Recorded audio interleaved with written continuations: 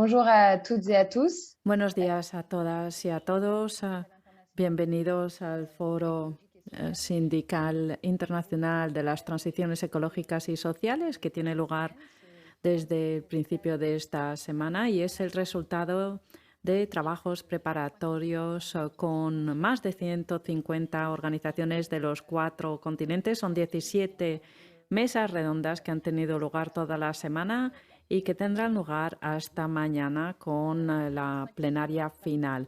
Más de 5.000 participaciones en el debate de unos 50 países.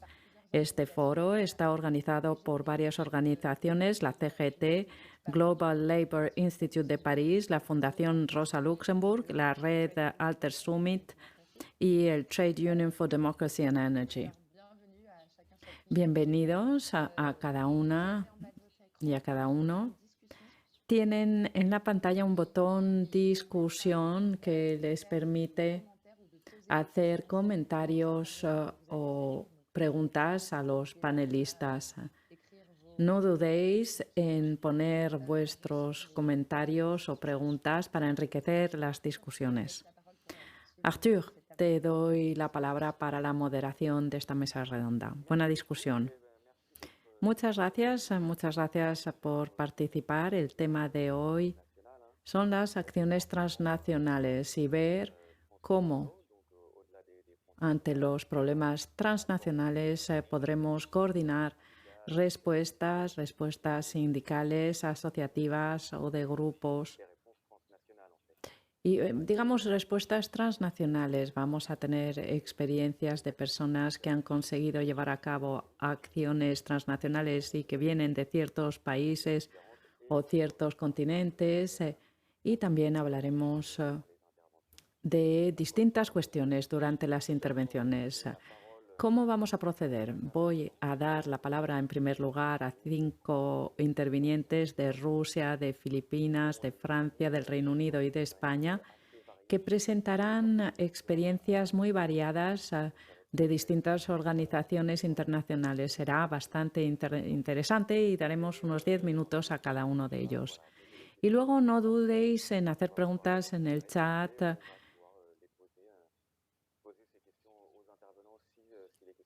a la que los intervinientes se podrán contestar si están relacionadas directamente con sus experiencias o podrán intervenir otras personas si quieren compartir algo. Si vuestras preguntas son un poco más generales,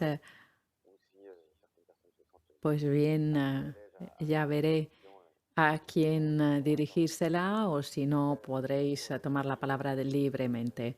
Para inaugurar esta mesa redonda, propongo a Michi que empiece. Forma parte del Fridays for Future, que ha organizado varias huelgas por el clima. Michi, te dejo tomar la palabra.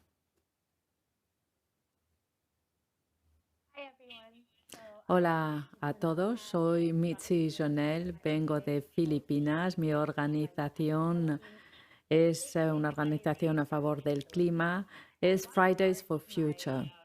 Quiero empezar mi historia con lo siguiente. Es curioso, la única razón que no utilizamos la palabra Fridays for Future es porque no sabíamos si podíamos. Y eso muestra cómo el movimiento juvenil a favor del clima empezó de manera desconectada. Todo se hizo de manera muy espontánea. La manera de crecer y las distintas caras que aparecieron de forma espontánea mostraron cómo los jóvenes se apoderaron del clima por el cambio por el clima. Empezamos con llamamientos sencillos como acción climática, como los problemas que teníamos que abordar en un futuro. Y a medida que hemos crecido en estos últimos años, a medida que nos hemos conectado, sobre todo en los espacios digitales, y debido a la pandemia teníamos esta oportunidad única, no había fronteras, todo el mundo podía conectarse y participar en las distintas acciones, poco importa de dónde viniera.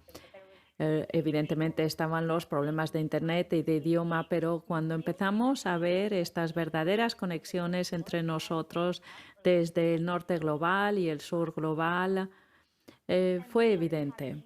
Y empezamos a tener estas conversaciones los unos con los otros y no solo en ver las noticias en las redes sociales, y empezamos a conectarnos y tener una narrativa más centrada en mensajes de justicia, solidaridad y de unidad internacional. Creo que esa es la belleza del movimiento Fridays for Future. A lo mejor no empezamos de la mejor manera. Cualquier movimiento internacional que empieza de manera espontánea a veces no es la mejor manera de empezar, pero pudimos seguir creciendo, aprendiendo y estar conectados a pesar de las barreras lingüísticas, las diferencias culturales, porque había un punto que nos unía.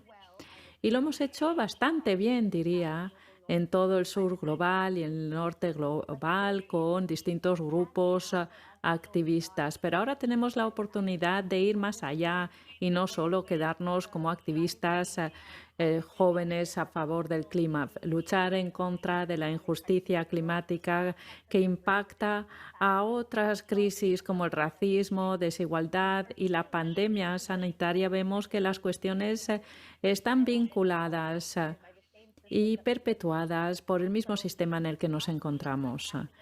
Como activista joven a favor del clima, ha llegado el momento de mostrar la lucha y el movimiento de las personas, de los trabajadores, agricultores, pueblos indígenas y conectarnos con todo el mundo. Hemos hecho mucho en términos de cambiar la percepción pública, que la crisis climática no es algo del futuro, que ya está sucediendo hoy. Ahora tenemos que mostrar que no solo es un problema de medioambientalistas o de activistas jóvenes, tenemos que conectarnos con todos los sectores de la sociedad y que los sectores más desfavorecidos lideren, porque si no lo hacemos, seguiremos teniendo un sistema en donde a los menos responsables, más marginalizados, se quedarán atrás. La belleza de un movimiento juvenil climático y cualquier movimiento juvenil es que podemos adaptarnos y aprender muy rápidamente porque vemos la urgencia. Y esto es algo que todo el mundo podría aprender de ello. Para los movimientos en general, crecemos juntos, nos conectamos, aprendemos de nuestros errores, aprendemos los unos de los otros y nos conectamos con más personas. No va a ser perfecto, va a ser un camino muy difícil hasta alcanzar el objetivo. Lucharemos y nos pelearemos entre nosotros y con otros grupos, pero lo importante es poder avanzar y recordar lo que nos une y fortalecer esta unidad y profundizar en ella. Lo que antes era acción climática en urgencia, ir más hacia ver que el futuro mejor por el que luchamos es un futuro para todos. Muchas gracias, Mitzi. Un testimonio muy interesante.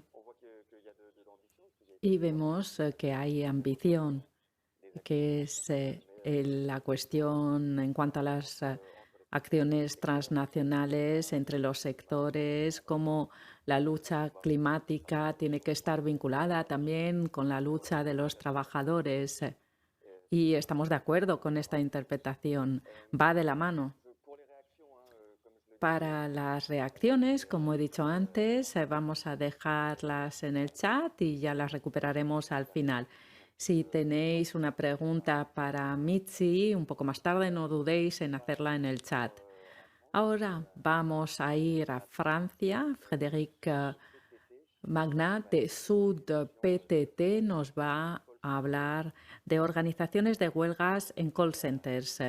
Frédéric, tienes la palabra. Y Frédéric habla con el micrófono apagado. Frédéric, tienes apagado el micrófono.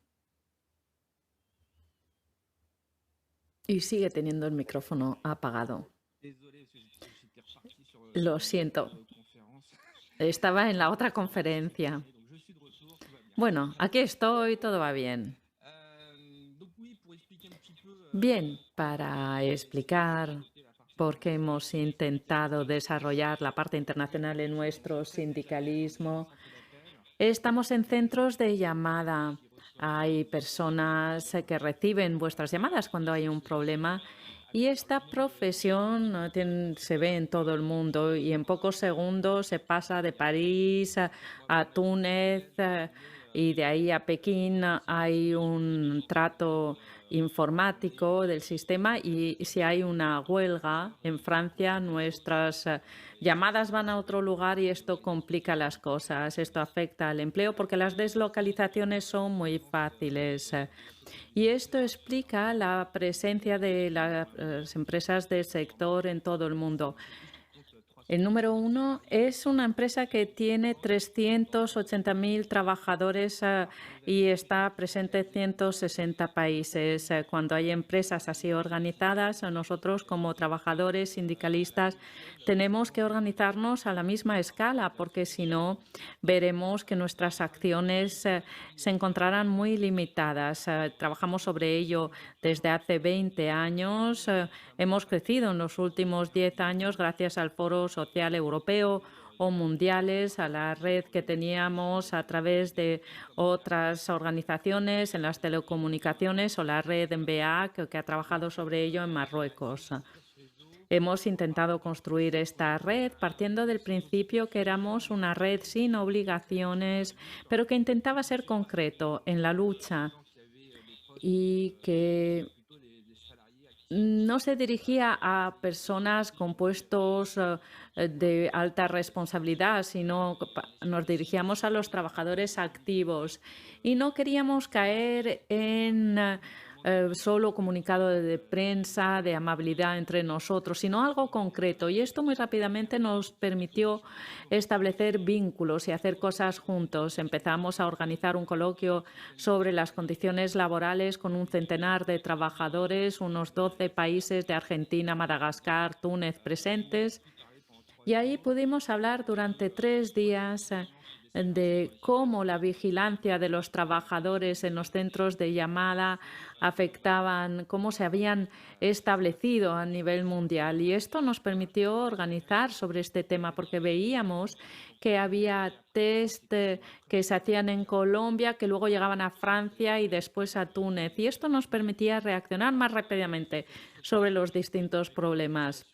Esto concluyó con una manifestación ante una feria internacional de centros de llamada y, bueno, también llevamos a cabo otras acciones similares en Túnez, en el Foro Social Mundial. Realizamos manifestaciones para ayudar a los trabajadores que estaban en huelga de hambre tras una negociación salarial y ahí conseguimos tener varios centenares de trabajadores y participantes del Foro Social ante la sede de Teleperformance y en Francia movilizamos también ahí donde pudimos, es decir, en los comités de empresa de esa época y en el Consejo de Administración para apoyar a los compañeros en Túnez.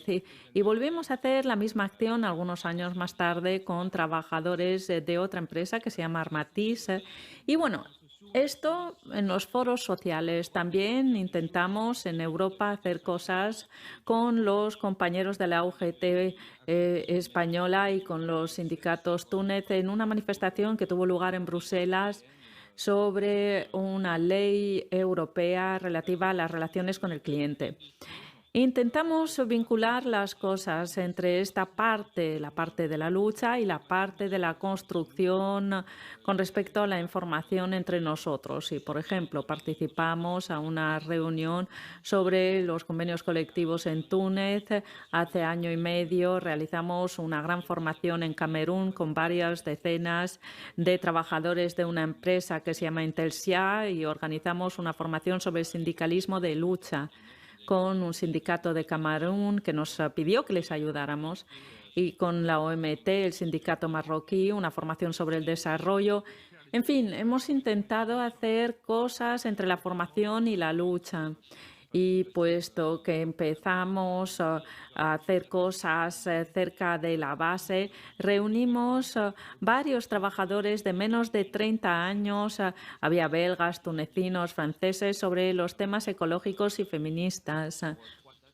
Sobre 3 fechas separadas, una vez en Bruselas, otra en París, y con las mismas personas. Es decir, intentamos establecer vínculos en distintas empresas que existen en el sector, y esto nos permite intercambiar informaciones económicas sobre lo que puede suceder. Y últimamente, como todo el mundo, hemos tenido que actuar todos juntos sobre la COVID y hemos recibido una petición internacional de varios miles de firmas, un comunicado de prensa, porque los problemas eran los mismos. En Filipinas hemos pedido a los trabajadores filipinos dormir en el suelo porque había que seguir tomando las llamadas, pasara lo que pasara. Y esta petición reunía a sindicatos de Palestina, belgas, Camerún, varios sindicatos de varios países que han firmado. Y esto nos llevó a organizar una fuerte huelga en 3 países, en Francia, Túnez y Marruecos, tras las negociaciones salariales que tuvieron lugar en Túnez, y Performance rechazó aumentar los salarios, y al mismo momento teníamos el convenio colectivo que fue rechazado. Y también tuvimos una videoconferencia en Zoom con todos los trabajadores de los países que acabo de citar. Esto ejerció tanta presión en la dirección de Performance que decidieron el día antes de la huelga, porque no podían hacer pasar las llamadas de Francia a Túnez porque ambos países estaban en huelga, y también recurrimos a otra empresa. Bueno, pues tuvimos una reunión en videoconferencia de varios miles de trabajadores, llegamos a 7.000 y estuvimos bastante satisfechos. Esto para resumir un poco nuestra acción.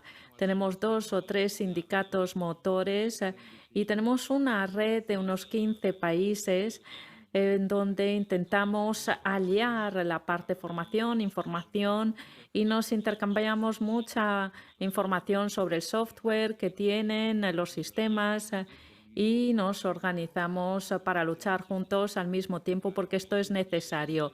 Y como proyecto intentamos montar desde hace 3 años, pero no ha sido posible por la COVID, un gran coloquio internacional que tendrá lugar en el norte de Francia. Esto es todo. Merci beaucoup, Fred. Muchas gracias, Fred. Muy interesante también. Bravo por el trabajo realizado, porque la verdad es que son muchísimos países, con un representante por país. La verdad es que se trata de una iniciativa ingente. Y eso plantea muchas preguntas. Tú, por ejemplo, has hablado de qué pasa con los militantes de medio ambiente, la igualdad hombre-mujer en el trabajo. Es decir, que ahí se tienden puentes de forma natural. Y eso, desde luego, es una buena noticia. No me he presentado antes, así que quizás lo debería hacer, porque ahora estoy viendo a los demás. Tenemos aquí a diferentes empresas que trabajan en otros países, y la primera vez que nos hemos reunido con trabajadores de otros países, pues ellos nos decían, sí, pero claro, vosotros en vuestro país pues tenéis una situación que está muy bien, pero siempre nos intentaban poner en una situación donde nosotros nos sentíamos cómodos en nuestro país, pero luego en los otros países pues no era necesariamente el caso, y eso es importante. Y hay que pasar de la información a la acción, porque es más que el hashtag solamente, sino que hay que llevar a cabo grandes acciones. Y con respecto a las grandes acciones, tiene ahora la palabra Beatriu Cardona, de la Intersindical Valenciana Mujeres. y que nos va a hablar de más. Entonces, tienes la palabra. Nos dice que tiene una pequeña llamada urgente y que enseguida se conecta con nosotros. ¿Vuelve dentro de 10 minutos? Muy bien, pues pasamos entonces a la siguiente persona. Iván Milik, de Novoprov, que es miembro del KTR, que es la Confederación del Trabajo de Rusia, el segundo sindicato del país, y es una organización que trabaja mucho en la defensa de los migrantes. Pues Iván, tienes la palabra. Adelante. Muy bien.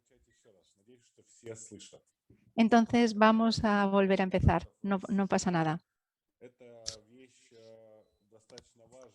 La organización y el trabajo con los inmigrantes en Rusia es algo muy importante porque tenemos muchos emigrantes en Rusia, sobre todo en las grandes ciudades, en San Petersburgo, en las grandes ciudades en general. Hay muchos emigrantes que están contratados pues, por las grandes empresas en el sector de la construcción, en el sector de la restauración, en el comercio.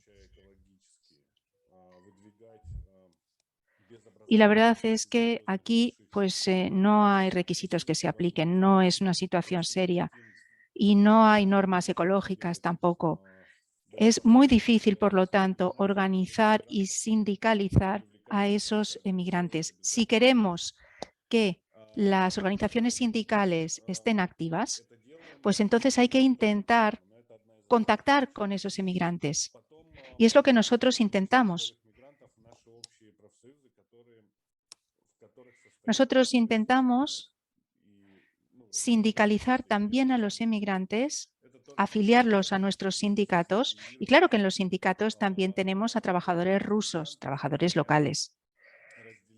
Y de lo que se trata aquí es de no estigmatizar a los extranjeros, a los emigrantes, para no marginalizarlos con respecto a los trabajadores rusos, a los trabajadores locales.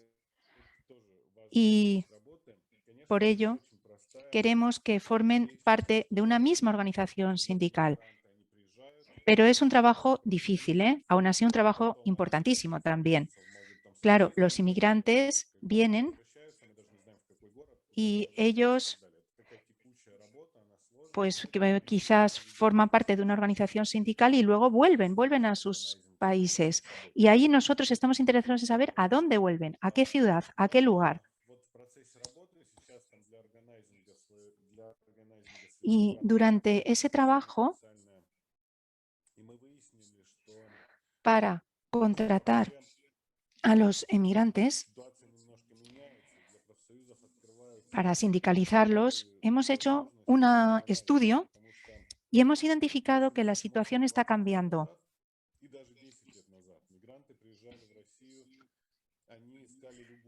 Si comparamos con la situación de hace 10 años o 20 años, antes los emigrantes venían a Rusia y aceptaban cualquier trabajo. Todo lo que se les proponía lo aceptaban. Ahora, en cambio, vemos que el trabajo de los emigrantes pues está vinculado a competencias profesionales. Por ejemplo, si alguien quiere trabajar en un restaurante como cocinero, puede hacerlo, puede trabajar como chef. Luego son personas que vuelven a sus países y siguen trabajando allí como cocineros. Lo mismo con los conductores y los choferes de taxi o las personas que trabajan en el sector de la construcción.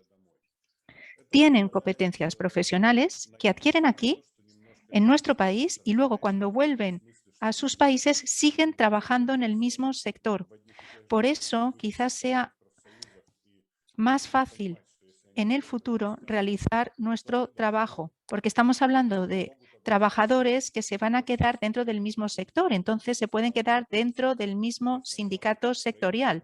Si se quedan en el sector de la restauración, por ejemplo, pueden ponerse entonces en contacto con el sindicato de la restauración de su país. Como digo, esto nos facilita un poco nuestra tarea y espero que en el futuro podamos reclutar a más emigrantes y también a más rusos, a más trabajadores en general, y que podamos abordar problemas conjuntamente como el de la ecología. Hoy en día lo que preocupa a los inmigrantes es el salario, porque hay casos donde no perciben ingresos durante 2 o 3 meses y nosotros estamos haciendo todo lo que podemos para que ellos reciban el salario al que tienen derecho. Y si alguien tiene alguna pregunta, por supuesto que yo estoy aquí para responder. Gracias. Muchísimas gracias, Iván, y lamento mucho los problemas técnicos. Muchas gracias por este testimonio que aporta respuestas también sobre cómo organizarse y por qué organizarse a nivel internacional. Antes hablamos de empresas que están presentes a nivel internacional, pero aquí también tenemos otro elemento. Para no perder a una persona que está afiliada a un sindicato cuando cambia de país, pues necesitamos ese movimiento transfronterizo y es muy interesante desde el punto de vista de la sindicalización para ver cómo hacemos para mantener el vínculo con el sector. Y luego quizás también puede haber una vuelta de estas personas de Rusia a sus países y también entendemos lo que dice sobre las prioridades y la remuneración.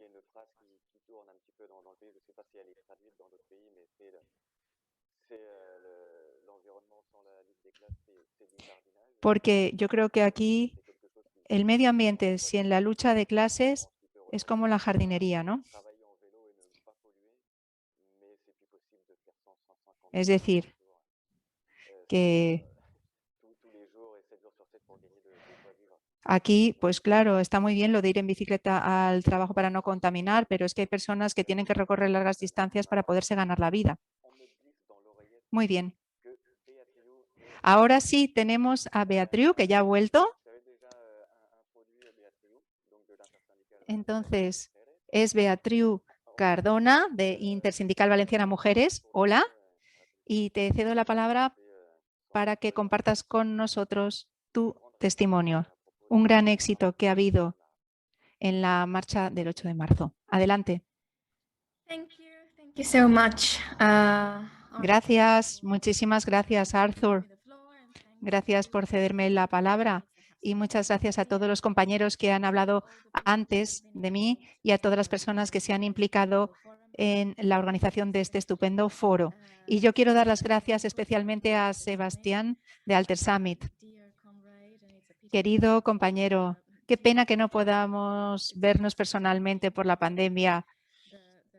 Una situación extraña, ¿no? El estar reunidos virtualmente y no de forma presencial. Bien, mi papel hoy aquí es hablar del movimiento feminista y cómo se han organizado 2 huelgas mundiales, globales. Estoy muy impresionada por Mitzi y por Iván, que me han precedido, porque, bueno, he tenido que responder a una llamada y no he podido escuchar todo.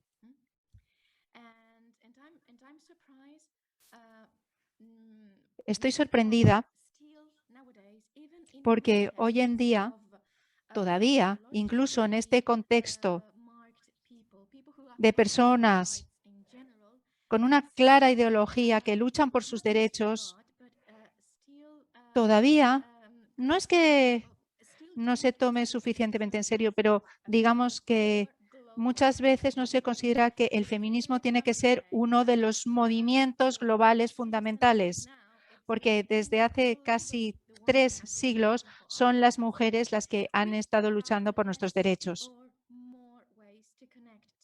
Y aquí tenemos más formas para poder conectarnos entre nosotros. En las últimas décadas del siglo XVIII ya había conexiones entre las feministas de Estados Unidos de América y del Reino Unido. Imaginemos esa época. Estamos hablando casi de la Revolución Francesa.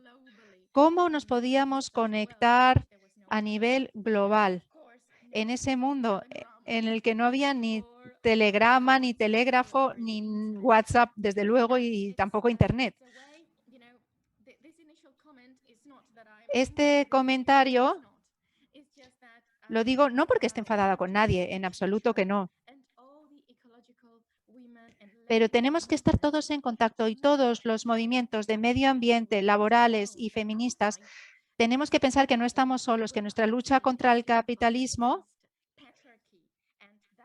pues es una lucha que tiene que ser también una lucha contra el patriarcado. Y en eso no tendremos éxito si no hay una lucha contra el colonialismo.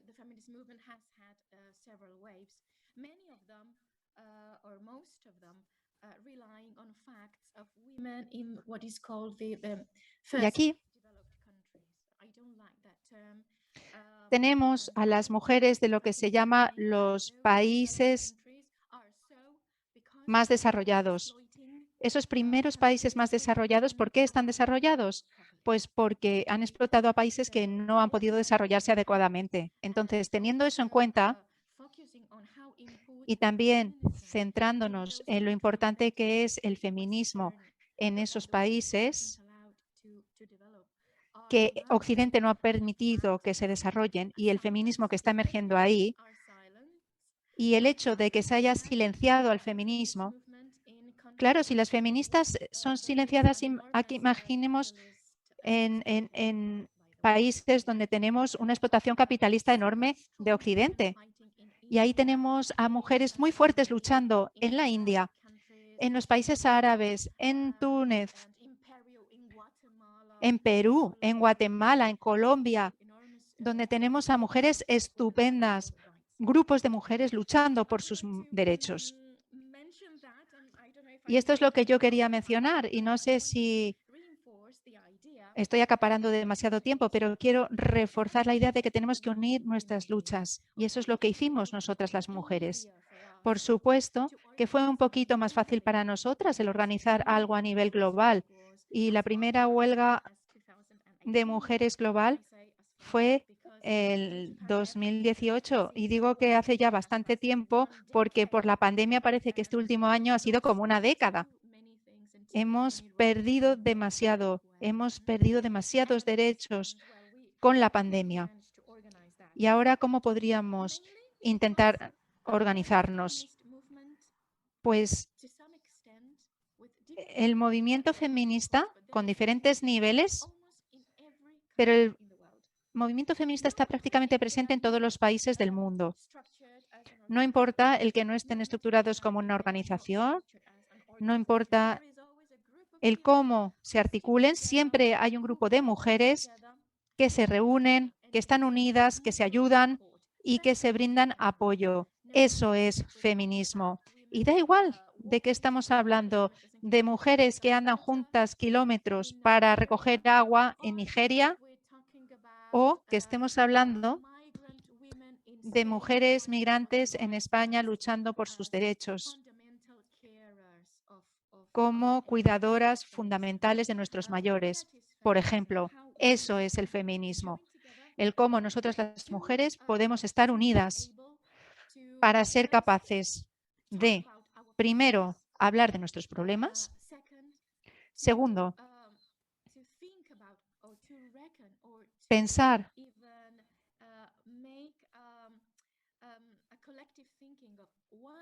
y reflexionar sobre por qué tenemos esos problemas, por qué hemos sufrido además esa represión sistemática, que es el patriarcado contra las mujeres, y número 3, que es lo más importante, es decir, hablamos, reflexionamos, hablamos sobre lo que nos pasa, reflexionamos sobre lo que nos ocurre y en tercer lugar, y es lo más importante en mi opinión, nosotras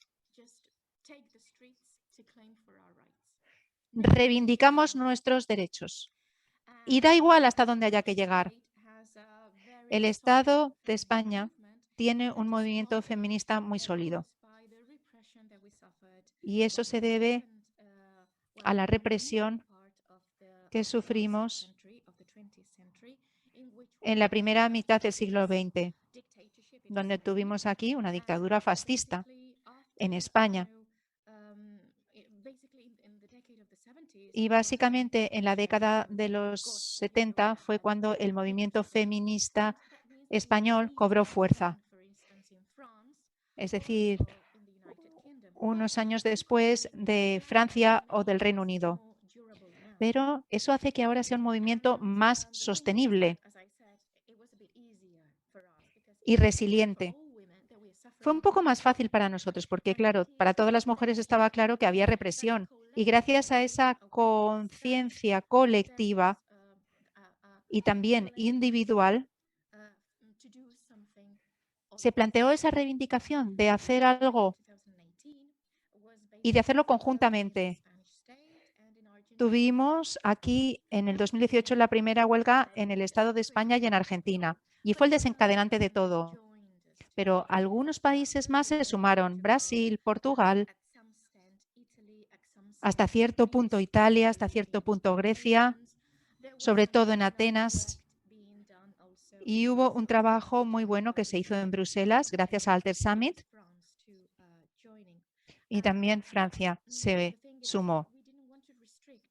Pero nosotros no queríamos restringir esa huelga a una huelga laboral. Por eso lo llamamos huelga feminista y no solo una huelga laboral. Y las dos huelgas, 2018 y 2019, se estructuraron en torno a 4 ramas. Una era laboral, por supuesto. Nosotras las mujeres tenemos déficit en nuestro salario, es decir, hay una brecha salarial y eso ya es una razón objetiva para ir a la huelga. Motivos laborales. Hubo una huelga de estudiantes para muchas mujeres del mundo. Se trata del acceso al colegio y a la universidad, que es más difícil para ellas, y por eso organizamos también una huelga de estudiantes todo el mismo día, el 8 de marzo. Después, la huelga de los consumidores, porque para el mercado capitalista somos un nicho del mercado. Claro, ahora a todas las marcas les encanta el violeta, todo es rosa o violeta. ¿Por qué? Porque las mujeres somos la mitad de la población del mundo. Incluso en Europa somos más de la mitad de los ciudadanos. Y es evidente la importancia que tenemos. De ahí que planteáramos también una huelga de consumo. Y la última rama, y seguramente la más importante, era la de los cuidados. Porque las mujeres en todo el mundo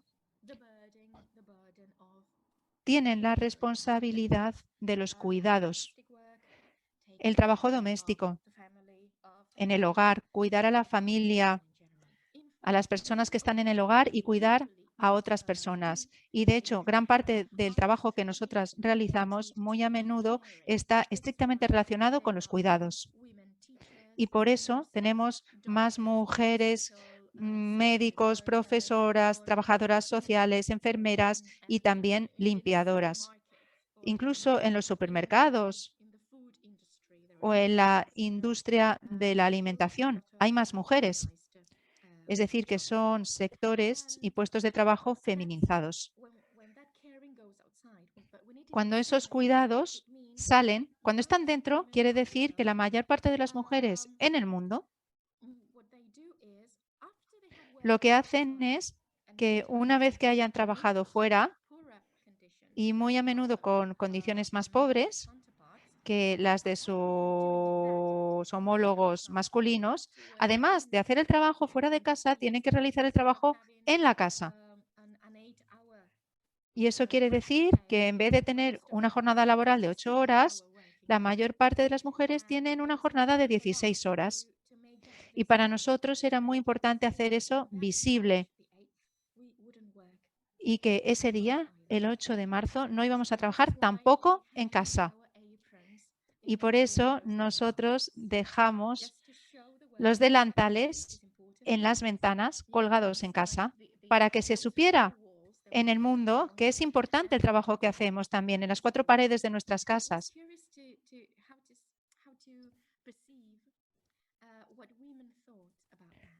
Y es también interesante ver lo que pensaban las mujeres al respecto, porque ellas decían, estoy preocupada, ¿quién va a llevar a mis niños al colegio? ¿Quién los va a ir a recoger? Entonces, esto era una forma que permitía a los hombres ver en el seno del hogar lo importantes que son sus mujeres o sus parejas. Y quisiera decir que gracias a ese punto de partida del 2018, las mujeres, por lo menos en España, han contado con más visibilidad en los medios de comunicación. Antes de este movimiento masivo, las mujeres eran parte de las noticias el 25 de noviembre, que es el Día Internacional para la Eliminación de la Violencia de Género, y el día 8 de marzo, que es el Día Internacional de la Mujer. Pero ahora en España, por ejemplo, la mayor parte de las noticias de deportes incluyen el deporte femenino. Eso era algo impensable antes del 2019 y es simplemente un detalle, dado que tenemos aquí un camino muy largo que recorrer. Pero incluso si no hay muchos trabajadores que hayan ido a la huelga laboral, ha sido una forma de visibilizar esta causa y las cosas han cambiado desde entonces. La pandemia ha representado un retroceso en algunos de nuestros derechos, pero aún así los cambios después de estas dos huelgas de mujeres, los cambios que se han conseguido a nivel individual y colectivo se mantienen. Y creo que eso lo hemos conseguido nosotras, las feministas, a nivel mundial. Y con esto ya concluyo. ¿De acuerdo? Quizás me he explayado, ha sido un poquito largo, lo lamento, si es así. Gracias. Merci beaucoup, Beatriu. Muchas gracias, Beatriu. No puedes hablar demasiado cuando se habla de esto. Es muy, muy interesante y entusiasmante. Tenemos un problema mundial para la mitad de la población y es un reto que va más allá del marco de la empresa. Es un movimiento complicado.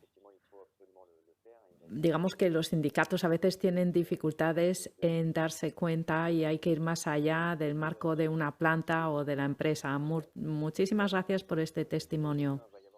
Como he dicho antes, vamos a poder hacer preguntas a los intervinientes. Por ahora no veo preguntas a intervenciones interesantes en el chat, preguntas técnicas sobre la organización, los problemas a los que dan una respuesta las distintas organizaciones y intervinientes.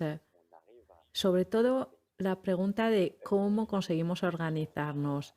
Voy a dar la palabra ahora a Ryan Hayes, que está en la Federación Internacional del Transporte, la ITF en sus siglas en inglés, que nos va a hablar de su organización que ayuda a estos movimientos internacionales. Ryan, tienes la palabra. Muchas gracias, Arthur. Muchas gracias por haberme invitado y gracias a mis copanelistas por sus comentarios tan interesantes. Y antes de empezar a hablar un poco de la Federación Internacional del Transporte y de los riders en la economía gig, hay ciertos puntos en común entre todos los panelistas. Muchas gracias a Beatriu por plantear la dimensión de género, que es algo fundamental en el movimiento feminista y cómo los movimientos tienen que estar conectados. Estoy en Canadá en la actualidad y a la cabeza del sindicato de la economía gig es una mujer.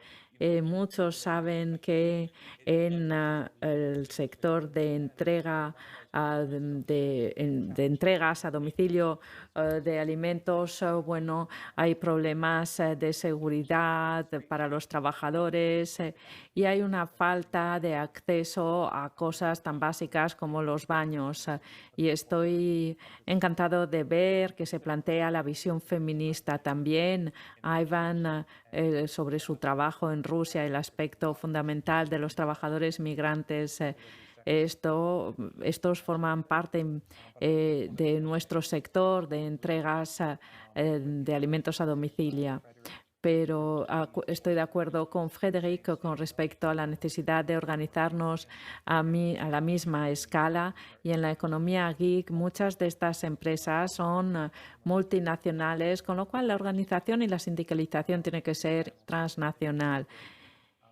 Y por eso este panel es fantástico. Y en último lugar, mi trabajo en la ITF, estoy en el departamento de jóvenes y estoy de acuerdo con lo que ha dicho Mitzi, el hecho de aprender del movimiento juvenil, la espontaneidad de los jóvenes a la hora de organizarse, la capacidad de adaptación rápida, y son competencias impresionantes de las que deberíamos de aprender.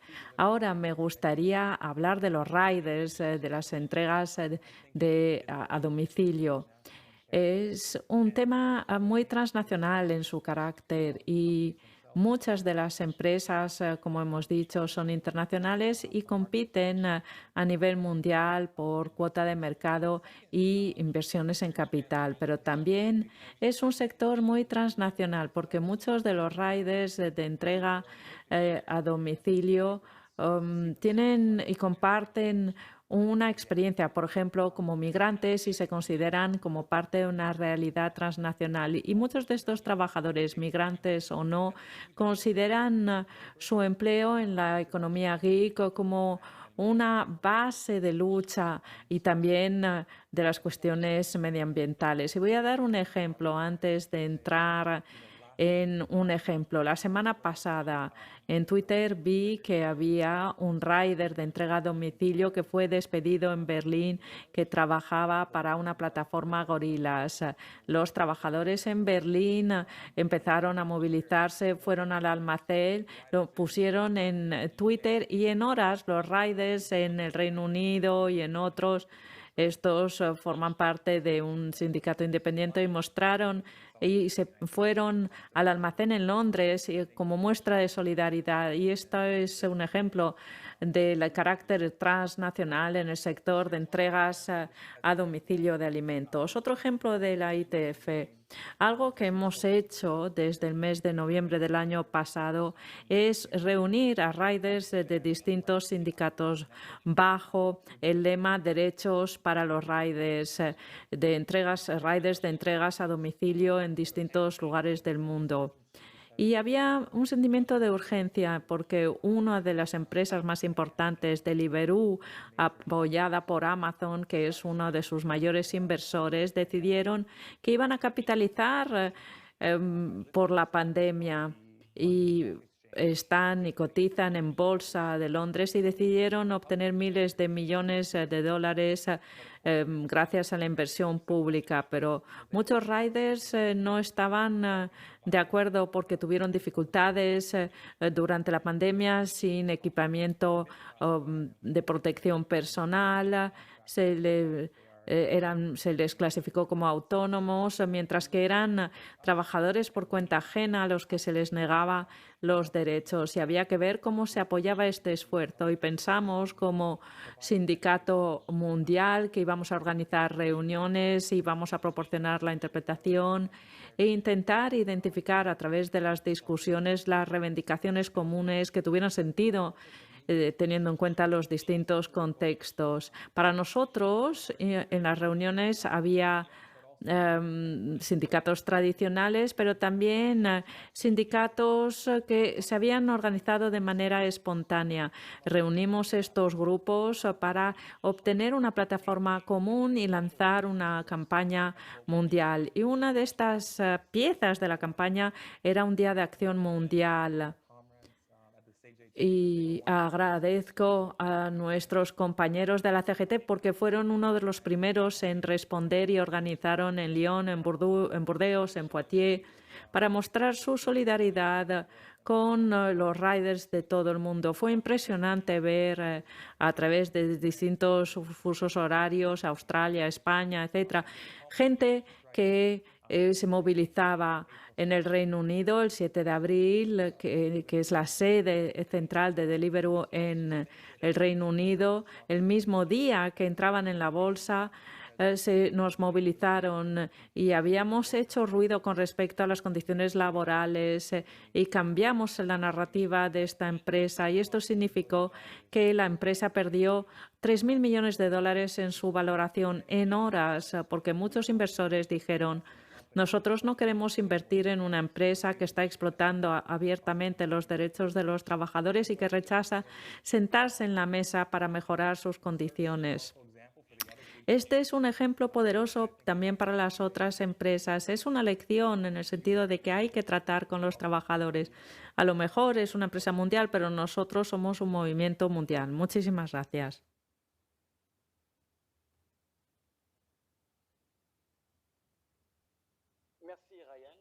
Muchas gracias, Ryan. Es verdad que ha sido un buen movimiento en Deliveroo. No sé si se van a recuperar, pero es una acción que se puede llevar a cabo también a nivel jurídico. El tema del estatus entre autónomo y trabajador por cuenta ajena, como el trabajo de los sindicatos a nivel nacional ha podido, por una huelga, bueno, por una acción, luego una huelga, una movilización, ¿cómo ha conseguido desestabilizar una empresa?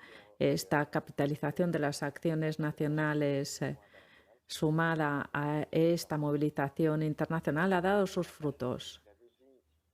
Dije al principio que íbamos a tener 5 intervinientes.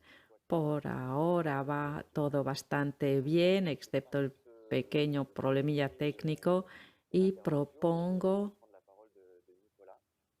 dar la palabra a Nicolás, que nos podrá contar un poco las acciones que lleva a cabo a nivel internacional por la parte medioambiental. Gracias, buenos días a todas y a todos y gracias por organizar esta discusión. Es inspirador escuchar todos estos ejemplos de lucha y movilización. Trabajo para una organización que se llama 350.org. Hacemos campañas de movilización sobre el tema del cambio climático y alrededor del tema de la industria fósil. Queremos participar a la aceleración de la transición, queremos girar la página, pero en nombre de la justicia climática y hacerlo para que nadie se quede atrás y, en primer lugar, todos y todas las que trabajan en este sector. Quería proponer algunos elementos de reflexión sobre cómo el movimiento climático ha construido las movilizaciones internacionales y ver cuáles son las alianzas posibles que podemos construir. En primer lugar, habría que decir que el movimiento a favor del clima ha conseguido tener grandes movilizaciones de masa. Esto culminó en septiembre del 2019 con más de 7 millones de personas que han ocupado las calles en todo el mundo en 2 viernes consecutivos, el 20 y el 27 de septiembre.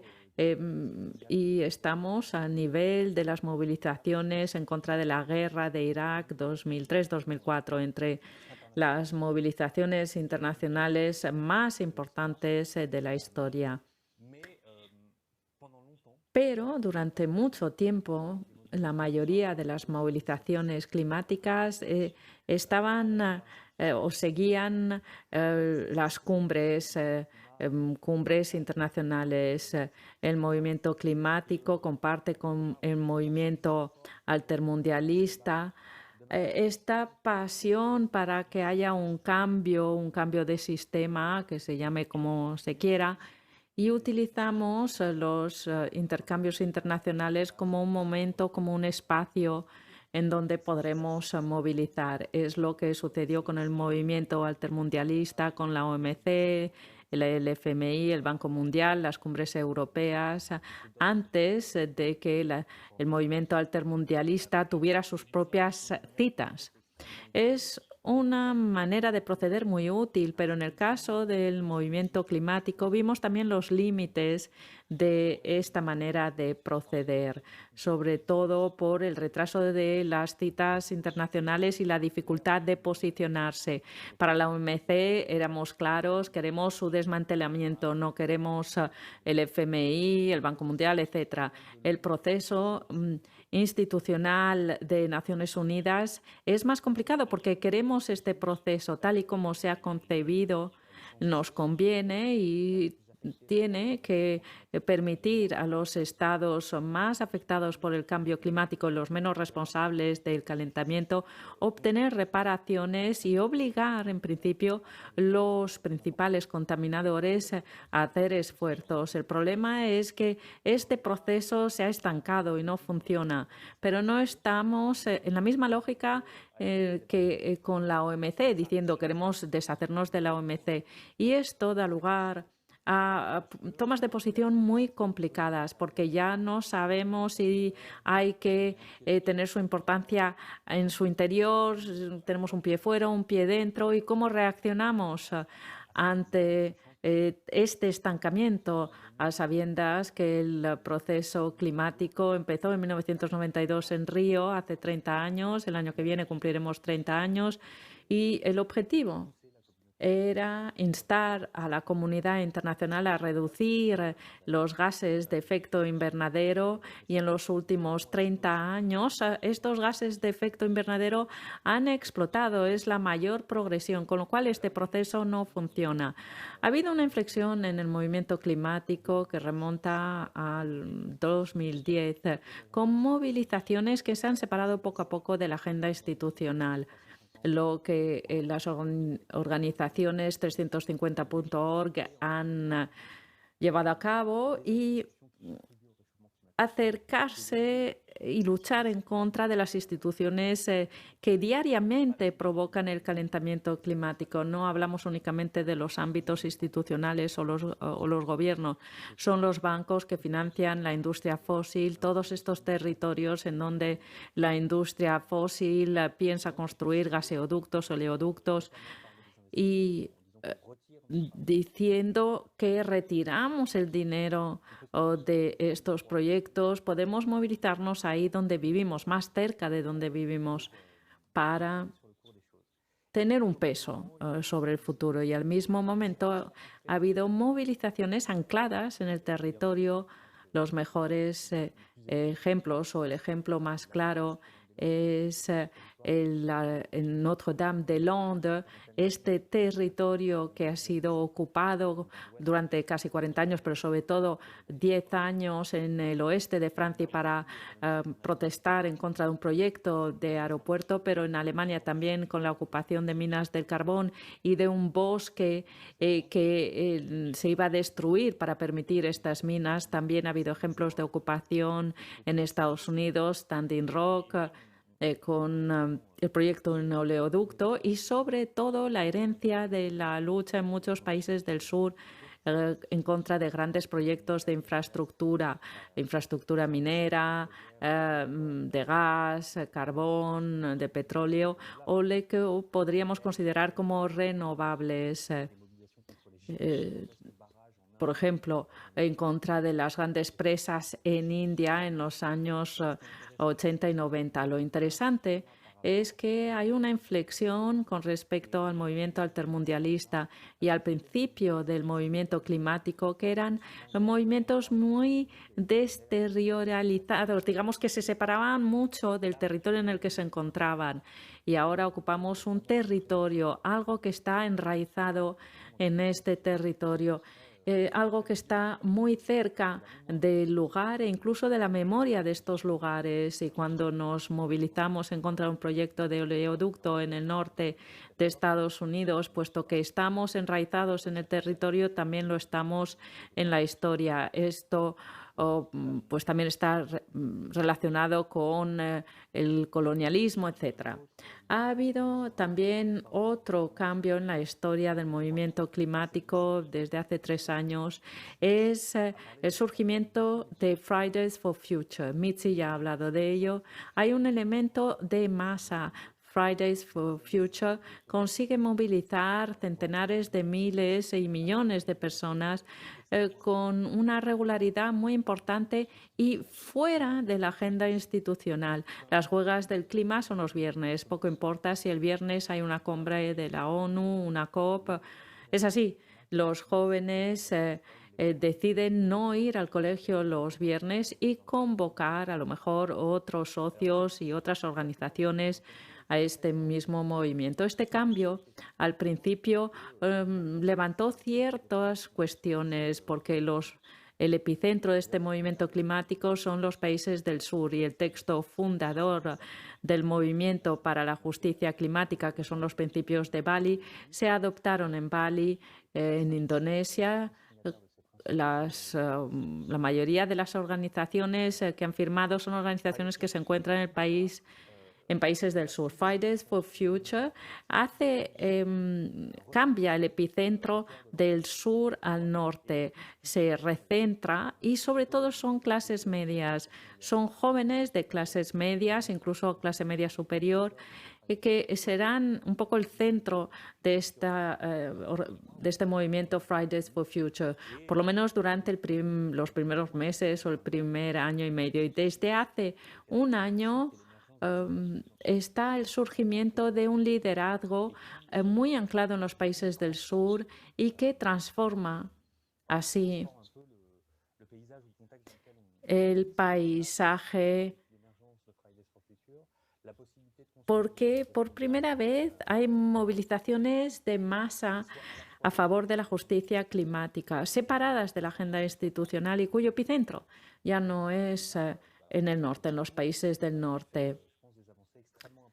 Y se han hecho progresos importantes en cuanto a la construcción de este movimiento. A lo mejor la fase siguiente se tratará de concretizar, hacer acciones que vayan más lejos que una marcha o una manifestación para poner al mismo nivel los discursos que hay sobre la catástrofe inminente y las acciones que llevamos a cabo, porque si decimos que a menos que haya un cambio radical y muy rápido de las políticas públicas a nivel mundial, nos enfrentamos a una pared y no lo podemos decir y luego hacer solo marchas.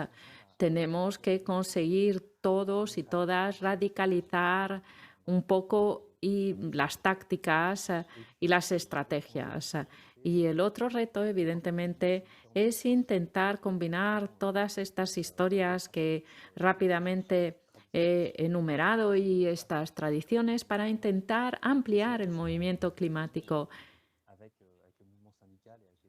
Y ahí es donde las discusiones con los movimientos sindicales es importante. Hasta ahora nos centramos demasiado en el hecho de que el empleo es una medición política en un conjunto de programas. Hay que, por ejemplo, conseguir 1 millón de empleos en una plataforma. Se hace una lista del número de empleos que se pueden crear y vamos a demostrar cómo podemos pasar empleos de sector contaminantes a sectores que no lo son. Pero estas son medidas y no moviliza lo suficiente. Tenemos, como movimiento climático, pasar de la medida política sobre lo que vamos a hacer, presión, pidiendo más esfuerzos, a una parte más estratégica, diciendo que es algo imprescindible. No es una pequeña línea, un pequeño apartado en una lista de reivindicaciones, sino que es el elemento estructurante de las reivindicaciones que vamos a defender.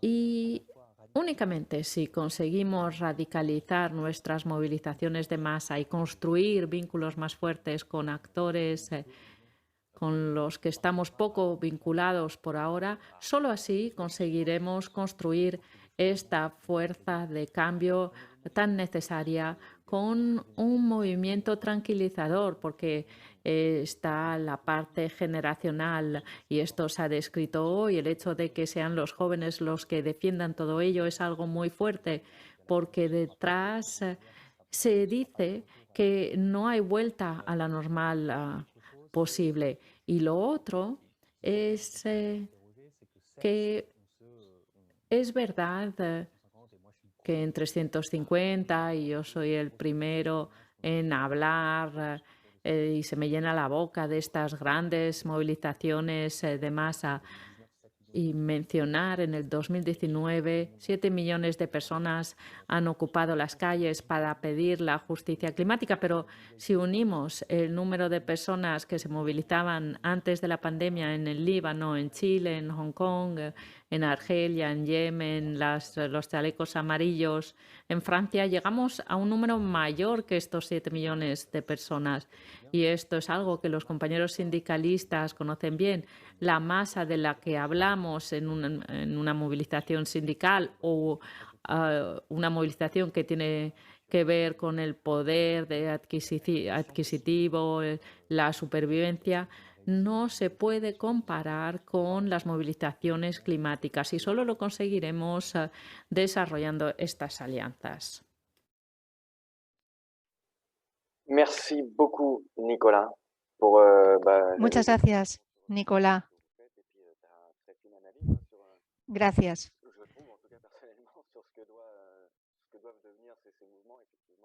Yo la verdad es que pienso que con respecto a estos movimientos, claro, tenemos que enfrentarnos aquí a un sistema de producción muy bien organizado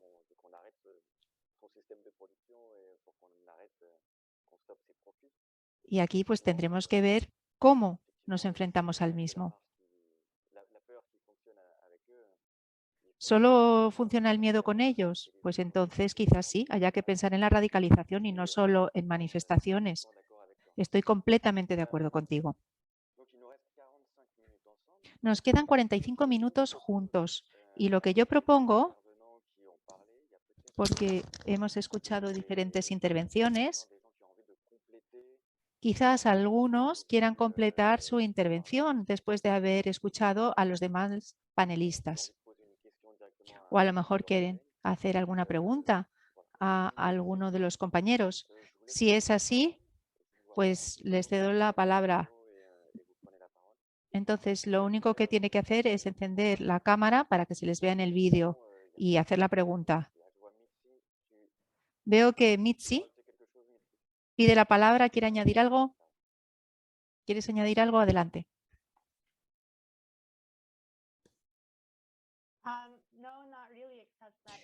No, no realmente.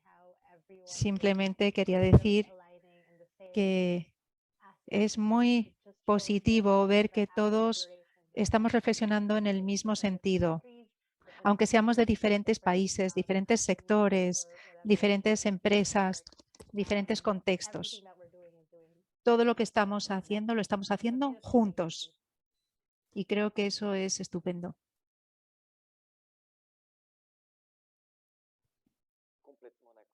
Completamente de acuerdo, Mitzi.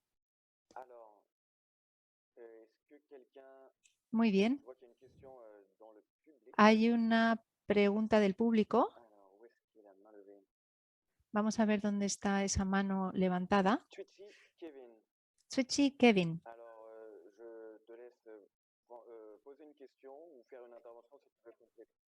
¿Puedes realizar una intervención o hacer una pregunta? Si es para una intervención, también.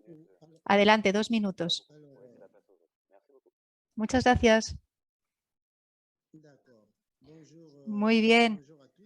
Buenas tardes a todos. Soy Kevin Twitchy. Soy el representante del sindicato CDT, un sindicato profesional de la República Democrática del Congo. Y con respecto a esta cuestión, yo quiero dar las gracias primero a todos los panelistas. Y es que este es un tema realmente fundamental, porque son cuestiones que se plantean en todos los países y no depende de que sea un país u otro o de que se trate de países partisanos. Tenemos aquí la organización de Nicolás, que acaba de intervenir, que aclara un poco la situación con respecto a la política del cambio climático. Y aquí hay un problema, porque hay que alinear las políticas a nivel mundial, ¿no? Pero esto lo dirigen las diferentes organizaciones también de Naciones Unidas. Y luego los jefes de Estado y de Gobierno tienen que tener en cuenta esas líneas. Pero eso no siempre beneficia a lo que son las expectativas globales de los países. Yo he visto en algunos países, en regiones donde no hay ni siquiera electricidad, la mayor parte de las personas en esas zonas viven con la leña que cortan. Y claro que hay deforestación, pero es que es su modo de vida. Para poder vivir necesitan fuego y para poder prender el fuego, evidentemente tienen que cortar árboles. Y si no talan, no pueden encender el fuego, no pueden preparar nada de comer, no pueden construir sus casas. Por lo tanto, aquí las políticas dirigidas por los organismos de Naciones Unidas a veces están en desfase total con la realidad que nosotros constatamos. Y nosotros aquí eso lo vemos en los sindicatos. Pero, desafortunadamente, incluso nuestros dirigentes que forman parte de esa estructura internacional, es decir, los representantes del gobierno, pues no tienen en cuenta la realidad. Y claro, para facilitar esa situación, yo creo que sí, está muy bien la política de gritar, reclamar, reivindicar, pero no va a resolver nada. Quizás en Europa, muy bien, eso funcione, pero aquí no resuelve nada. Aquí, para resolver los problemas necesitamos una solución y la solución solo puede venir, por ejemplo, hoy en día, las personas utilizan el gas. Así, pues pueden cocinar con el gas, ¿no? Y pueden obtener el gas o la electricidad. Bien. Si les proponemos esas soluciones, pues podremos disminuir mucho los daños, por no hablar de las industrias que se instalan en los países, en las zonas forestales y que ahí están contaminando y dañando la naturaleza. Eso, desde luego, no contribuye en absoluto a los pueblos indígenas que están allí. Y ellos, sin contratos, sin aviso previo, simplemente les dicen abandonen esta zona simplemente porque hay una multinacional que viene de Europa o de Estados Unidos que quiere construir algo. Pero a las personas que viven allí no les va a aportar ninguna solución a sus problemas. No les ofrecen ninguna garantía. Y por eso nosotros aquí queremos advertir que hay que tener cuidado con esta política internacional que se articulan a través de los diferentes organismos internacionales y en concreto con Naciones Unidas. Y ahí yo comparto el punto de vista de Nicolás. La organización de 350 org, eso nos puede ayudar en los intercambios para encontrar soluciones reales y no hablar de temas simplemente porque son temas que están sobre la mesa y hay que hablar sobre ellos. Muchísimas gracias. Muchas gracias, Kevin, por esta intervención.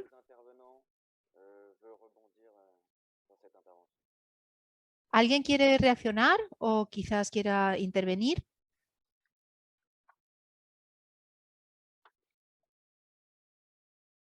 Ok. Les traductions doivent être finies, donc pas de rebondissement. Muy bien, pues parece que no.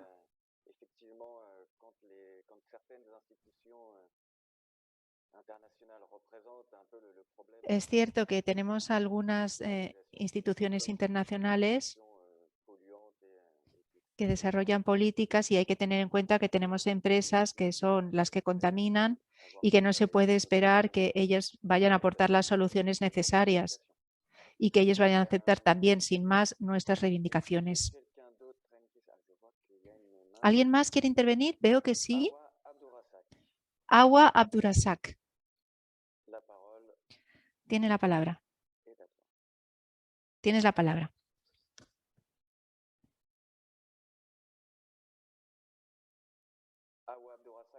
Awa Abdurasak, ¿sí? Adelante. ¿Hola? Sí, sí, se escucha, se escucha. Se escucha. ¿Me escuchan? ¿Me oyen? Sí, sí, se escucha muy bien, además. Muy bien. Pues quiero saludar a todos y felicitar por esta excelente iniciativa que nos permite entender muchas cosas. Yo hoy he podido incorporarme a esta formación porque los primeros días tuve problemas técnicos, intenté pero no pude. En nuestro país tenemos tantos problemas hoy en día, incluso para conectarnos en línea. Y aquí he llegado al final de esta presentación. Entonces, ¿me pueden enviar, por favor, todas las presentaciones? Porque son formaciones que nos interesan mucho. Son realidades que nosotros constatamos en nuestros países. Realmente es una estupenda iniciativa y les aliento realmente a todos a que sigamos unidos teniendo en cuenta la realidad en nuestros respectivos países. Muchísimas gracias, compañeros. Muchas gracias. Pues sí, está previsto que haya un resumen de las diferentes mesas redondas y con los diferentes temas. No sé muy bien cómo se lo vamos a enviar después a todos los participantes. Ya lo veremos. Pero sí, sí, es importante el que aquí podamos reunirnos, podamos debatir precisamente para salvar los obstáculos que existen y encontrar soluciones. Si nadie tiene ninguna pregunta más, yo sí quiero hacerles una pregunta a los panelistas sobre los medios, porque me parece que Frédéric, si todavía está con nosotros, hablaba de la organización de un gran coloquio donde se reuniese a la mayor parte de los trabajadores. Entonces, tenemos los medios para ello, desde los sindicatos, medios financieros, también el tiempo, porque claro, necesitamos tiempo también para organizarlo. Y es una pregunta que puedo plantear en realidad a todos los panelistas que han participado. Sí, evidentemente es un gran problema, porque es cierto que aquí el conectarnos por vídeo pues no cuesta mucho o casi nada, pero cuando son reuniones presenciales con los billetes de avión tenemos la contaminación y también lo que cuesta. Estamos en unos sectores de actividad que muchas veces pues no son las grandes prioridades de las federaciones o confederaciones. No somos los más visibles ni los más demandados, ¿no?, en el seno de los sindicatos. Y tenemos poco acceso a la financiación, sobre todo en países pues, donde tienen también otras preocupaciones. Y aquí estamos trabajando con asociaciones. Estoy pensando, por ejemplo, en los compañeros americanos que han intentado también aquí lanzar iniciativas y hemos intentado también encontrar subvenciones a derecha e izquierda con los jóvenes, por ejemplo. Hemos intentado acceder a programas europeos, pero claro, aquí los intercambios internacionales, el trabajo internacional muy a menudo no es una prioridad y de hecho se considera que es un poco como una cuestión para el ocio. Es un problema, sobre todo en nuestro sector. También en otros sectores, con también el debate que hemos podido tener con la CGT, aquí tenemos actividades que son más fáciles de financiar que otras.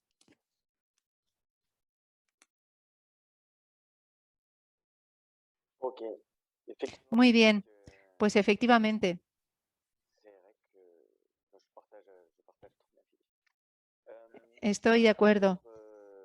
Une autre barrière qui peut arriver et Otra qui est barrera donc, que se plantea, y ha hablado de ello Mitzi, faire participer, c'était sur les barrières bah, voilà, de la langue, son las barreras del idioma, las barreras culturales, del tipo de organización. beaucoup de temps. Est-ce que tu aurais un Es que conseil eso también pues, hace que se pierda mucho tiempo. Entonces, ¿tenemos algún consejo quizás para las personas que quieran sumarse a este tipo de organizaciones internacionales para que todo funcione lo mejor posible, teniendo en cuenta todas esas diferencias? It is very difficult. Es muy difícil. I think we're also still just learning. Estamos aprendiendo For también. calls like this, having interpreters like this one is very, very important. La verdad es que es muy importante contar con intérpretes como en esta reunión, pero yo entiendo que no siempre se tienen los recursos para ello, que es complicado. En las reuniones donde tenemos intérpretes, pues todo funciona muy bien. Cuando no los hay, pues entonces nosotros nos ayudamos mutuamente para traducir, para ayudar a las personas a que se las entienda, pero es muy difícil. Y también tenemos aquí una traducción automática.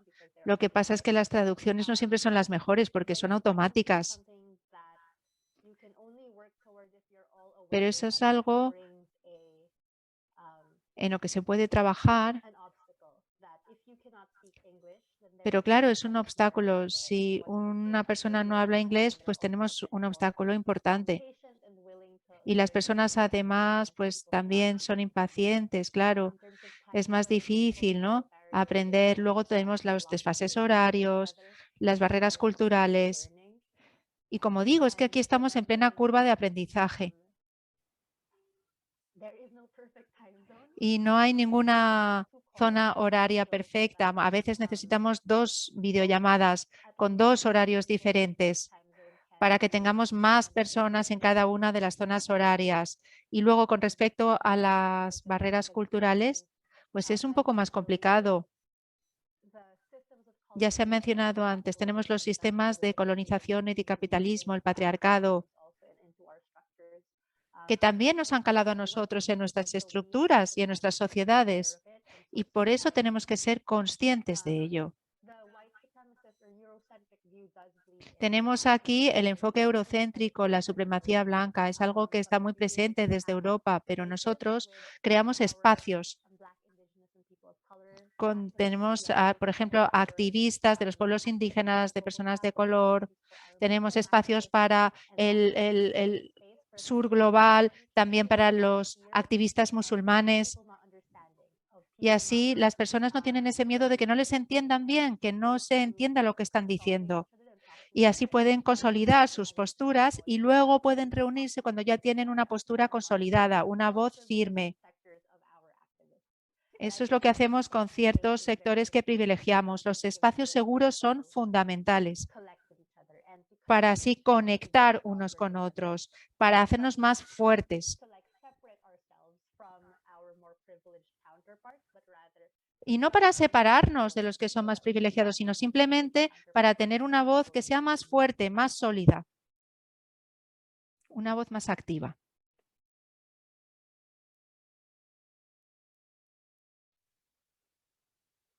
Merci beaucoup. Encore Muchas gracias. Un buen ejemplo. Ciertas reuniones que pueden servir a la causa. Digo esto porque hay muchos debates en Francia sobre este tema. Muchas gracias, Mitzi. ¿Hay alguna pregunta entre el público o me vais a dejar a mí hacer todas las preguntas?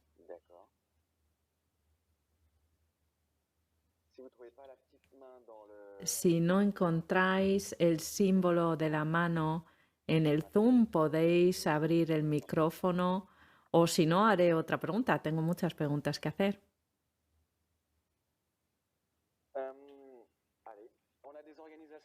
Bueno, hay organizaciones sindicales, hay organizaciones no sindicales presentes. Estoy encantado de ver que se ha dicho que hay que trabajar para ir de la mano para resolver las grandes preocupaciones de nuestra generación, tanto con respecto al clima como temas que llevamos centenares de años tratando, como las desigualdades, etc.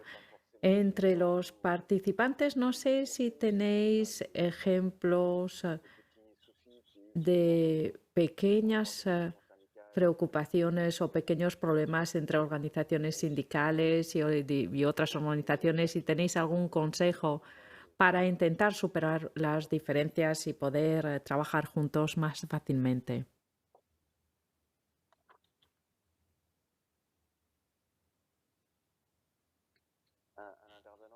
¿Un interviniente?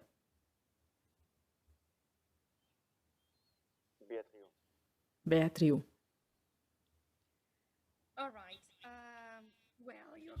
Bueno, tu pregunta es muy difícil y me hubiera gustado darte un consejo, porque lo que sucede en un contexto no tiene por qué replicarse en otros, y a veces en el movimiento sindical también existen distintos intereses entre distintos sindicatos. Hay sindicatos con los que se puede trabajar muy bien y con otros no se podrá hacer.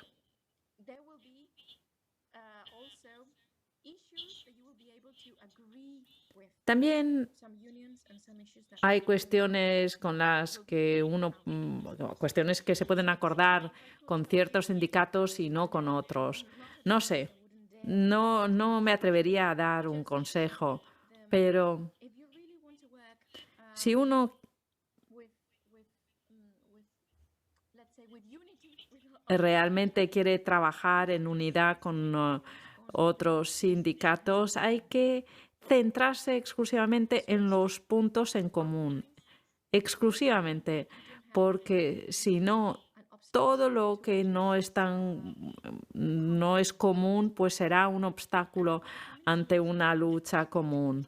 En el movimiento feminista también ha sido difícil, sobre todo con las huelgas laborales que he mencionado, porque algunos sindicatos no querían legalizar una huelga de 24 horas para las mujeres y, de hecho, inscribieron esa huelga por menos tiempo. Pero más allá de este conflicto, nosotros como feministas tenemos que superar esas dificultades y centrarnos estrictamente en lo que nos une. Y eso se podría aplicar también a otros temas. A veces es difícil,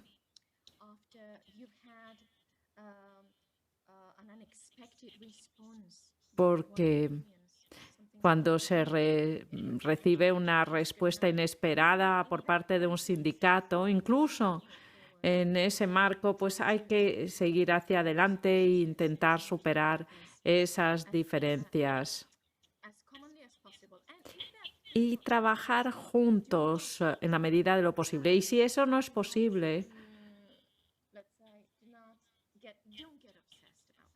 no os obsesionéis, porque siempre se podrá trabajar con otra persona, otra organización.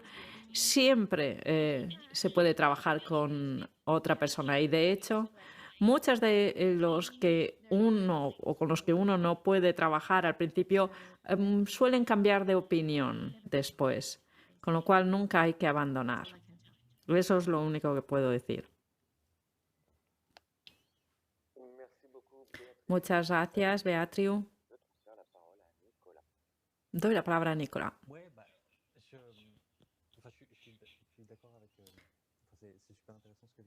Es muy interesante lo que ha dicho Beatriu. Me gustaría hablar un poco de nuestra experiencia. En 350 Climate.org, cuando decimos que queremos poner punto y final a la industria fósil, lo hacemos por necesidad, porque no hay un futuro posible en donde haya un mínimo de justicia con el extractivismo. Una vez dicho esto, la primera consecuencia es que pedimos el desmantelamiento de todo un sector industrial que ha suministrado empleo directa e indirectamente.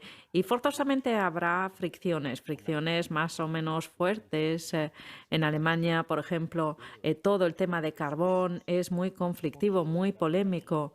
Y creo que lo primero que hay que reconocer es que no es únicamente un problema de fricción entre el movimiento climático y los sindicatos, porque si lo hacemos, creamos un enfrentamiento entre fuerzas que pueden ser aliadas. El tema es mucho más amplio. En Alemania, cuando se va a una cuenca de carbón, el club de fútbol lleva el nombre de la mina de carbón. Todas las actividades escolares giran alrededor de la cuenca minera. Otro punto es que los directivos de estas empresas, en especial las empresas más contaminadoras, han entendido que era algo que tenían que aprovechar para que para que no pudiera expandirse este movimiento. Y estas empresas destruyen empleos más que crearlos, sin renunciar a pagar millones a sus accionistas. Pero estas empresas lo utilizan y dicen, vuestros verdaderos enemigos no somos nosotros, los directivos, sino los militantes climáticos. Hay que hacer todo un trabajo, pero hay que ser claros. Las reivindicaciones hay que formularlas en términos de justicia y no en tasa de concentración del CO2 en la atmósfera. No hay que hacerse ilusiones. Hay una serie de personas que trabajan para crear un futuro al 100% renovable, pero que es incompatible con la justicia. Amazon, Tesla, Elon Musk, Apple, su visión del futuro es un futuro con energía renovable sin energía fósil, pero no es un futuro en el que como trabajadores tendríamos derechos, ya no habría derechos colectivos, estaríamos uberizados. Son decisiones tomadas por las empresas. Por eso los webinarios para las personas que trabajan en este sector son muy importantes. Tenemos que apoyar esta lucha porque apoyamos los mismos valores, queremos el mismo futuro y transformar las cosas, pero hay que reconocer que algunos de nuestros discursos en el clima son inútilmente provocadores. Cuando decimos no hay empleo en un planeta muerto, es verdad, eso es cierto, pero hay muchos matices en el medio. Y dejar un planeta vivo sin empleo, bueno, pues puede ser un planeta vivo con empleos y sobre todo con derechos para los trabajadores y trabajadoras. Tenemos que hacer también nosotros un cierto trabajo para mostrar que lo que defendemos no es la destrucción de los empleos, sino un fortalecimiento de los derechos de los trabajadores. Y tenemos un enemigo común, es decir, todos los que quieren mantener las cosas como están, a enverdecerlo, esta famosa idea, que todo cambie para que nada cambie, enverdecer un poco las cosas para decir que han tenido en cuenta las preocupaciones de una parte de la población. Y no hay nada más eficaz que dividir a personas que tienen cosas en común y que podrían luchar juntas. No hay que dejarse engañar por estas tentativas. Muchas gracias. Me imagino que el sector de las energías renovables ha podido contratar a muchas personas. Y no se plantean las cosas tal y como las presentan los dueños de las empresas. ¿Hay alguna otra pregunta de los participantes? Sebastián, prendre 2 minutes pour présenter ¿quieres tomar la palabra 2 minutos para presentar las otras discusiones que están teniendo lugar? je vois que tu n'as pas mis les liens pour s'inscrire. Sí, sí. Voy a aprovechar el tiempo porque esta mesa redonda está muy vinculada a la siguiente dentro de 45 minutos, que se ocupará de coaliciones y alianzas, sobre todo sobre los temas climáticos, pero no solo, las dificultades y los éxitos de estas alianzas entre distintas organizaciones, como lo ha dicho Nicolás muy justamente. No siempre es fácil construir y crear confianza. Es un proceso que se hace con el tiempo y queremos hablar justamente de esto y será el tema de la última mesa redonda de hoy. Y mañana concluiremos el foro con una mesa de solidaridades que tendrá lugar a las 12 del mediodía, hora de París, y luego creo que hacia las 2 tendrá lugar la clausura. Y esperamos que el final del foro no sea el final del proceso, que por un lado tendrá que llevarnos a Glasgow para la COP26 y por otro lado este tema va a seguir en el orden del día durante bastante tiempo. He visto que había preguntas con respecto al contenido de todas las mesas redondas y los resultados de estas últimas. Y para todas las personas inscritas y los participantes en las distintas mesas redondas recibirán los resultados, las grabaciones de vídeo que estarán a disposición dentro de poco y los puntos salientes de estas mesas redondas. Además, también encontráis documentos en línea en la página de inscripción y ahí hay un centenar de mesas redondas. Como sabéis, todas las mesas redondas han sido preparadas con los distintos panelistas. Hemos querido que este proceso fuera participativo y os invito a mirarlo y a hacer preguntas porque nos queda un cuarto de hora todavía.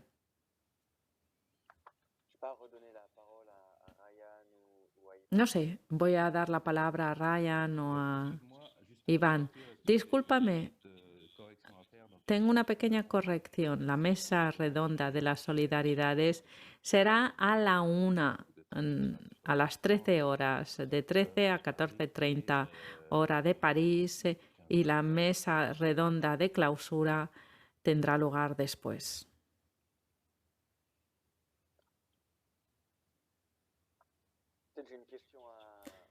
Tengo una pregunta para Iván, si sigues ahí. Antes has dicho, ¿sigues ahí? No estoy muy seguro de que sigas ahí. Al parecer ya no está. Sí, sí, Iván. Voy a hacer una pregunta.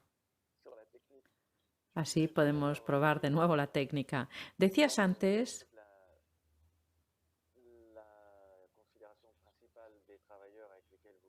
que el tema principal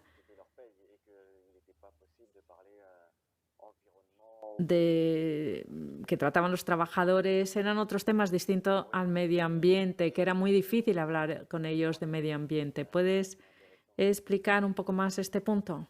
Porque creo que es interesante.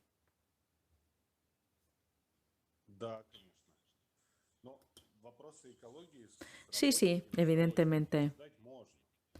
Los problemas medioambientales, evidentemente, los podemos tratar con los trabajadores, pero al hablar de las prioridades de una organización sindical sobre una empresa dada, observamos que la prioridad será el salario, porque los salarios son demasiado bajos en nuestro caso.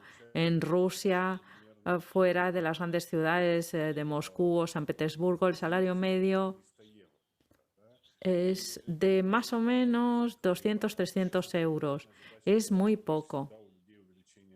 Por ello, nuestra prioridad en la lucha es el aumento salarial. Y si hay problemas de seguridad, por ejemplo, evidentemente los tratamos. Se puede hablar del medio ambiente y la gente reacciona, pero hay que ser más fuertes para luchar. La organización sindical tiene que ser más grande también. Nuestra organización no tiene muchos afiliados.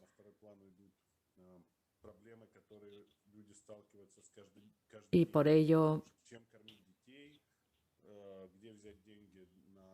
los problemas a los que se enfrentan nuestros miembros serán distintos a cómo alimentar la familia, dónde encontrar el dinero, porque estos son los problemas diarios a los que nos enfrentamos, con lo cual es muy difícil pensar en algo que no te afecta en este momento.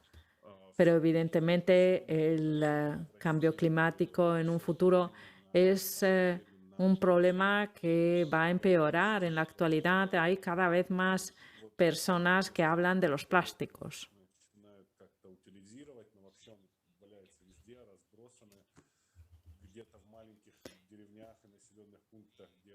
Solo desde hace pocos años se intenta recuperar estos plásticos y en pequeñas ciudades, en pequeños pueblos, hay una cantidad increíble de plásticos en los bosques.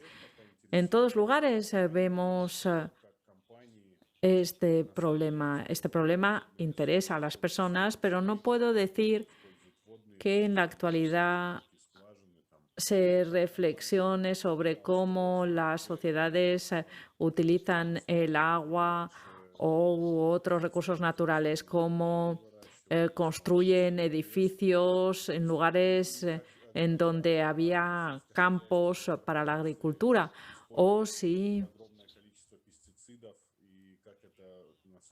estas sociedades han talado los árboles o si utilizan muchos pesticidas y los daños que eso provoca en la naturaleza. Evidentemente se pueden tratar todos los problemas. Je laisse Mitzi intervenir. Muchas gracias, Iván. Vamos a escuchar a Mitzi ahora.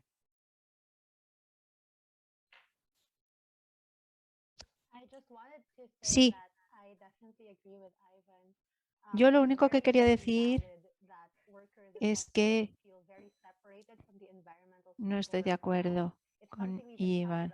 Hay muchos trabajadores que se sienten muy distantes del tema del medio ambiente. Hablamos mucho aquí, sobre todo cuando hablamos con las comunidades más pobres de trabajadores, con los agricultores, con los pescadores, porque claro, ellos tienen tantos problemas donde en Filipinas están preocupados por qué van a comer. Entonces yo digo, ¿por qué nosotros los filipinos tendríamos que preocuparnos por el clima?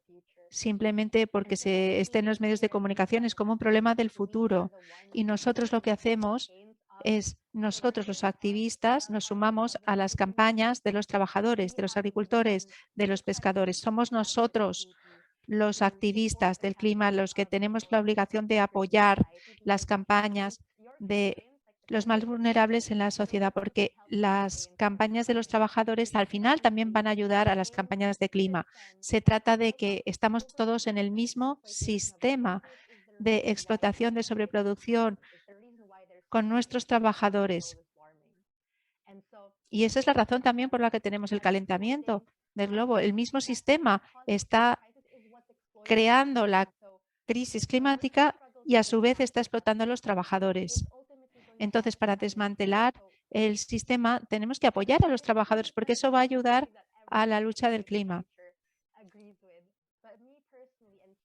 Yo no sé si aquí estarán de acuerdo conmigo, Fridays for Future, pero nosotros aquí en las Filipinas no es que nosotros tengamos que esperar que los trabajadores se sumen a nosotros, sino que somos nosotros los que nos tenemos que sumar a la lucha de las masas, de los trabajadores, de las mujeres, de los agricultores, de las comunidades de pescadores, porque así el sumarnos a esa lucha nos ayudará en el futuro en la lucha contra el clima. Cuando se establezca esa conexión, entonces podremos hablar del clima, pero cuando hablamos con los trabajadores, estamos hablando de sus derechos como trabajadores. Y aquí muchas veces, pues de lo que se trata en Filipinas es de entender a esos trabajadores, de experimentar lo que ellos experimentan, de hablar de sus derechos. Y luego ya podremos hablar del clima y de las cosas que ellos ven. Y eso es importante, el que estemos dispuestos a vernos mutuamente como amigos, como coorganizadores, como compañeros para el futuro, no como movimiento del medio ambiente, movimiento de los trabajadores, sino un movimiento del pueblo.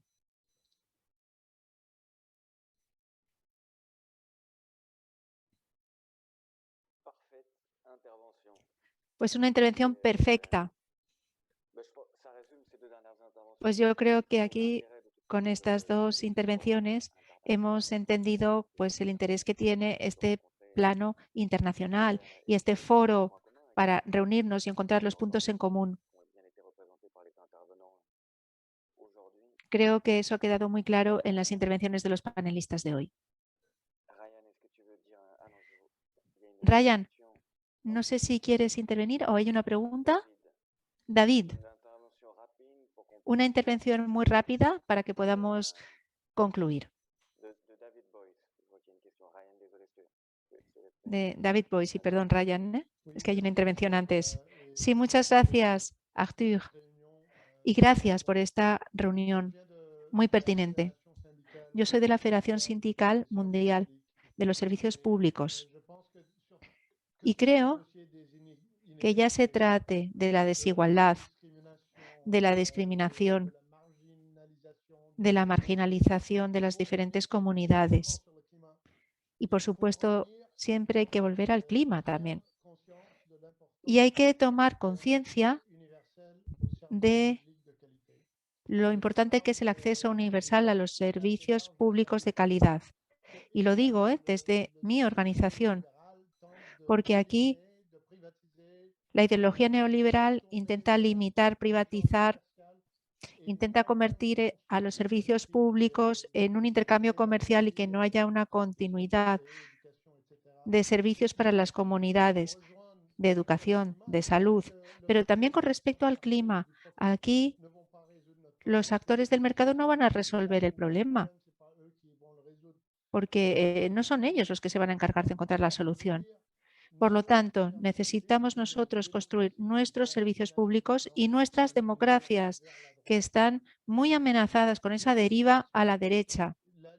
Pero hay luchas específicas de la justicia fiscal, el tema de la deuda, del libre cambio, de la privatización. Todos esos elementos se reúnen en esa lucha de la sociedad en su conjunto. Y creo que este foro ha contribuido precisamente a unirnos para que así podamos definir juntos un futuro común, porque hay que poner freno a esa liberalización total.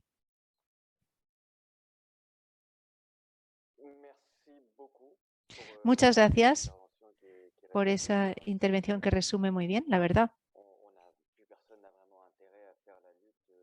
Nadie tiene interés en luchar de forma aislada porque si no, no vamos a poder resolver nuestros problemas. Es un combate que tenemos que hacer juntos en todas las empresas, en la calle, en el cambio climático,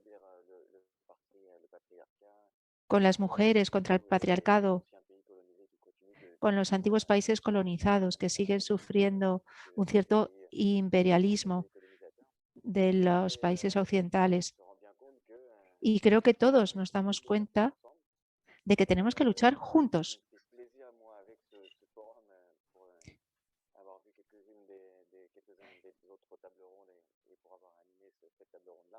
Y me alegro mucho de haber sido el moderador de esta mesa redonda, de haber escuchado a todos los panelistas. Entonces, se trata de tener una visión de conjunto, de que no nos ocupemos solo de los temas que nos afectan a nosotros concretamente. Y creo que es muy importante que actuemos juntos y que podamos avanzar juntos.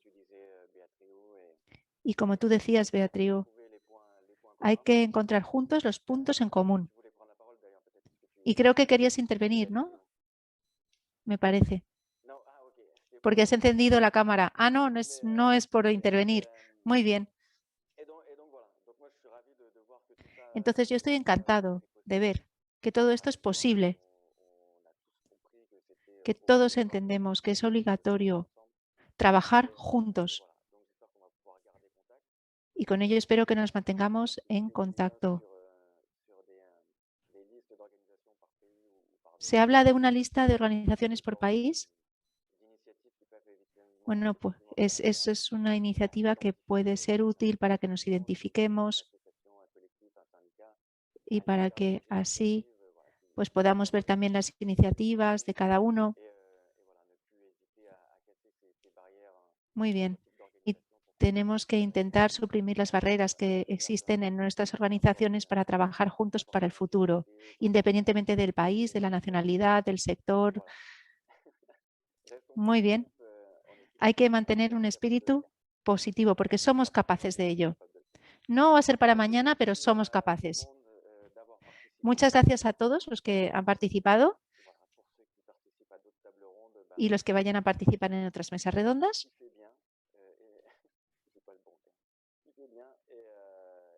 Pues muy bien. Nos vemos dentro de poco. No sé si en la calle, en un vídeo o en otra reunión o en un coloquio presencial. Sebastián, te dejo que incluyas aquí el vínculo para el foro. Ah, lo he puesto arriba del todo. Ahí lo pueden encontrar. Y quiero dar las gracias a todas y a todos por vuestra presencia, a los panelistas de todos los rincones del mundo, a los participantes, por supuesto también a los intérpretes, como siempre nos han permitido que este trabajo sea posible. Y nos vemos dentro de media hora para aquellos que se quieran sumar a la siguiente mesa redonda. Tenéis ahí el enlace en el chat para la mesa de coaliciones y alianzas. Muchísimas gracias. Gracias por el enlace también del foro, donde ahí está toda la información en varios idiomas. Y por favor, que nadie dude en ponerse en contacto con nosotros y con todos los que han participado. Bueno, buena tarde a todos, feliz día allí donde estéis y hasta muy pronto. Hasta la próxima.